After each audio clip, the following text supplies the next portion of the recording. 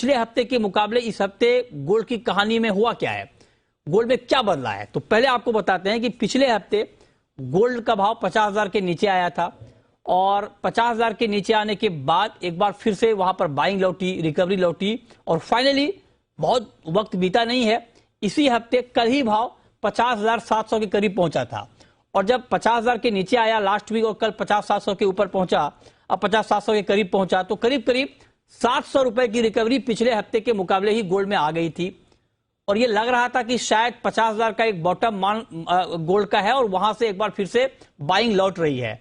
लेकिन जब तक ये माना जा रहा था ग्लोबल मार्केट में या फिर कि वहां पर भी दाम टिके रहेंगे $1,700 के ऊपर, इस मानने के बीच ही कहानी अचानक बदल गई, अचानक पलट गई और आज फिर गोल्ड का मार्केट 50,000 के करीब आ गया। हालांकि ये गिरावट कल से ही शुरू हो गई थी, आज ये गिरावट और बढ़ के 50,000 के करीब पहुंच चुका है। मतलब ये कि कल की ऊंचाई से आज गोल्ड का मार्केट 600 से 700 रुपए नीचे आ गया है।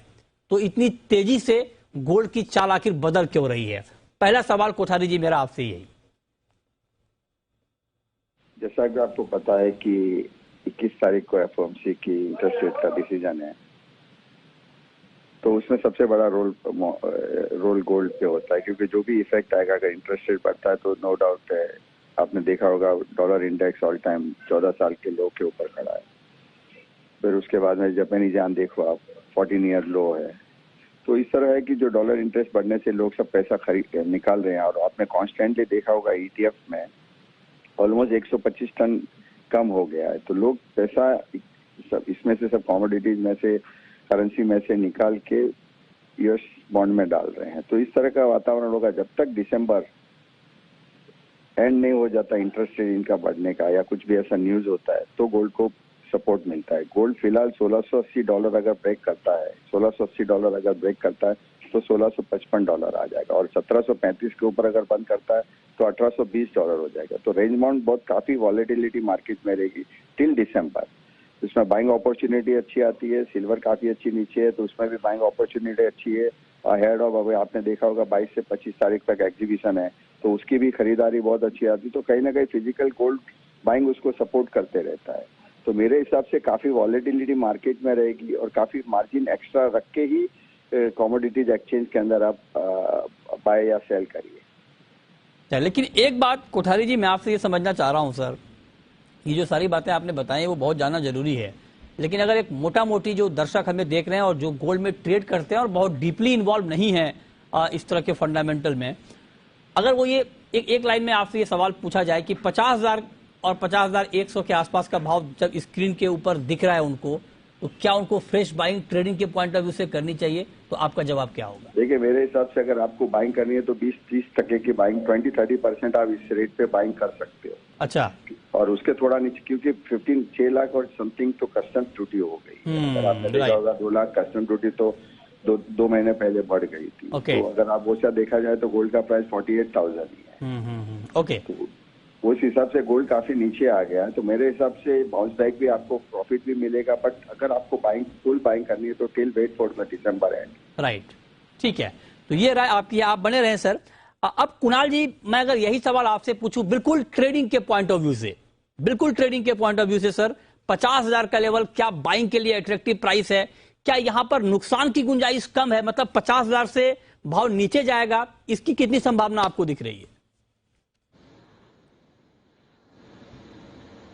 एग्जैक्ट ट्रेडिंग के लिए यहाँ से 100-200 आज के दिन में 200-250 रुपए का बाउंस आ सकता है, क्योंकि ऑलरेडी डॉलर इंडेक्स 110.50 110 110.55 चल रहा है। तो 10-20 पैसा नीचे आता है डॉलर इंडेक्स तो थोड़ा गोल्ड में स्पाइक देखने मिलेगा आपको। सो ट्रेडिंग के लिहाज से बाय, बट जैसे पृथ्वीराज जी ने कहा, जब तक ये सेंट्रल बैंक्स हॉकिश होना बंद नहीं करेंगे, कमोडिटी में ब्रॉड बेस सेलिंग चालू है। तो यहाँ पे कोई भाव नहीं देखता है कि गोल्ड में $1,700 में वैल्यू है, ये 1 साल बाद हमको $1,800 में बेचने मिलने वाला है या $1,900 में बेचने, ये कोई नहीं देखता नहीं है। सिर्फ सेलिंग चालू है कमोडिटी में, वो कॉपर है, गोल्ड है, स्टील है, हर एक कमोडिटी में जिसपे सप्लाई कंसर्न्स, जो कमोडिटी में यूरोप में से सप्लाई घट रही है शार्पली, वो कमोडिटी के प्राइस भी नीचे जा रहे हैं। सो अभी फिलहाल जो फेडरल रिजर्व अपना सिस्टम में से लिक्विडिटी निकाल रहा है, उसके चलते हुए बॉन्ड यील्ड बढ़ रही है, उसके चलते हुए डॉलर इंडेक्स स्ट्रांग हो रहा है। तो अभी फिलहाल नियर टर्म में कोई लंबा तेजी नहीं होने वाला है। ट्रेडिंग के लिहाज से आप 200-250 रुपए मिलेगा ऐसा समझ के बाय कीजिए। ठीक। 50,300 के आसपास प्रॉफिट बुक कर देना। ओके, ये बहुत ही इंट्राडे और बहुत ही एक इंट्राडे के लिहाज से जो कॉल अभी कुणाल जी ने कही है कि लंबी तेजी मंदी अभी आप छोड़ दीजिए। अगर आप इंट्राडे में प्ले करते हैं तो 200-300 रुपए अपसाइड के लिए आप खरीदिए और 50-300 का भाव दिख जाए तो वहां पर निकल भी जाइए। मतलब ऐसा नहीं कि फिर वो आपके मन में लोभ आ जाए कि नहीं 300 आया तो 50-500 भी आएगा, 50-700 भी आएगा। इस लोभ में आप ट्रैप भी हो सकते हैं। आप एग्री करते हैं रविंद्र जी इस तरह की कॉल से, या आपकी राय कुछ अलग है गोल्ड के ऊपर? वेल मेरे हिसाब से मृत्युंजय गोल्ड अभी एक बहुत ही इंपॉर्टेंट सपोर्ट पर है। $1670 का जो सपोर्ट है स्पॉट में, आई थिंक वो बहुत क्रूशल है। और अगर डॉलर इंडेक्स भी देखें तो डॉलर इंडेक्स भी एक रेजिस्टेंस पर है। तो मेरे हिसाब से कल का जो ईसीबी मीटिंग होगा वो काफी क्रूशल होगा। फेड का मीटिंग से लेटर इन द मंथ है, लेकिन ईसीबी का meeting will be very crucial, क्योंकि यूरो में अगर बाउंस बैक आता है अगेंस्ट द डॉलर, क्योंकि ईसीबी एक्सपेक्टेड ये है कि ECB also might turn aggressive, क्योंकि वहां पर भी इन्फ्लेशनरी कंसर्न्स है और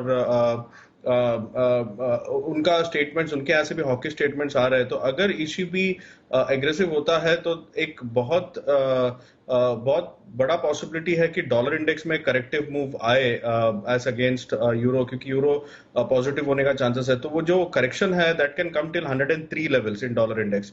अगर वो होता है तो मेरे हिसाब से गोल्ड में हम फिर से एक बार 1780 1800 का लेवल्स देख सकते हैं। तो आई थिंक कल का जो मीटिंग है वो काफी क्रूशल होगा।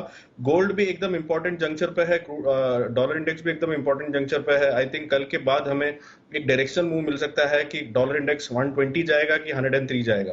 तो आई थिंक नहीं रविंद्र जी, कल का कल देखेंगे सर, कल तो फिर हम गोल्ड पर बात करेंगे ही, ईसीबी की मीटिंग की बात भी करेंगे। लेकिन मैं आज के लिए आपसे पूछ रहा हूं कि 50,080 का लेवल है, खरीद लें या छोड़ दें या बेच दें, क्या करें? जैसे मैंने बोला 1670 का सपोर्ट है, तो मेरे हिसाब से बाइंग किया जा सकता है। 50,300 तक एक बार आ सकता है, वहां पे एक बार शॉर्ट कर सकता है।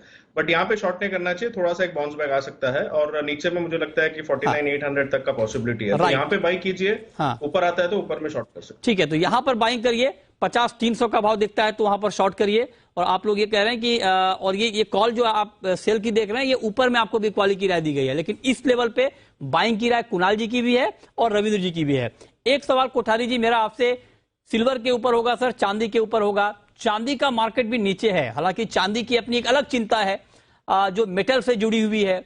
और चांदी और चूंकि मेटल की कीमतें कम हुई हैं, चाइना का कंसर्न अभी है, वहां पर लॉकडाउन है, कोविड के मामले बढ़ रहे हैं, और यही वजह है कि राहत पैकेज वाली खबर भी बाजार में जोश नहीं भर पा रहा है। तो सिल्वर का मार्केट अभी आपको कैसा लग रहा है? देखिए, चांदी में अगर मेरी पर्सनल राय देखे तो चांदी मुझे काफी अच्छी लग रही है। जैसे जैसे अगर गोल्ड थोड़ा बहुत करेक्शन आता है, जैसे समझो $1680 या $1670 या $55 भी आ जाता है, तो चांदी $1680 या $17 के आसपास आ जाए, 16.80 या $17। बट उसके सामने अगर आप देखोगे तो physical demand, the huge physical demand in India, there were no silver in anywhere.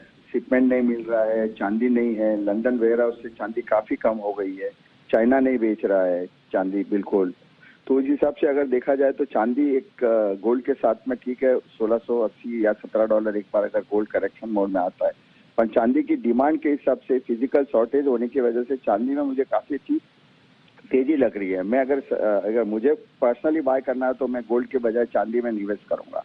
चांदी अभी 52,500 के आसपास फिजिकल प्राइस चल रहे हैं, तो उसमें चांदी बाइंग करने की अपॉर्चुनिटी अच्छी है। अगर ये लिमिट भी देना है तो 51,500, 52,500 का लिमिट डाल के रख सकते हैं, क्योंकि चांदी मुझे आने 5 सालों के अंदर काफी अच्छी और बुलिश न लगती है। और फिजिकल चांदी का काफी डिमांड होने की वजह से आप कह रहे हैं कि आप गोल्ड के मुकाबले चांदी को पसंद करेंगे, तो इस पसंद के पीछे आपका टारगेट क्या, आपने क्या दिमाग में टारगेट रखा है अगर आपको चांदी चुनना हो? चांदी अलग है और गोल्ड अलग है। गोल्ड इज इन्वेस्टमेंट प्रोडक्ट और सिल्वर है जो उसमें इंडस्ट्रियल प्रोडक्ट है, कमर्स।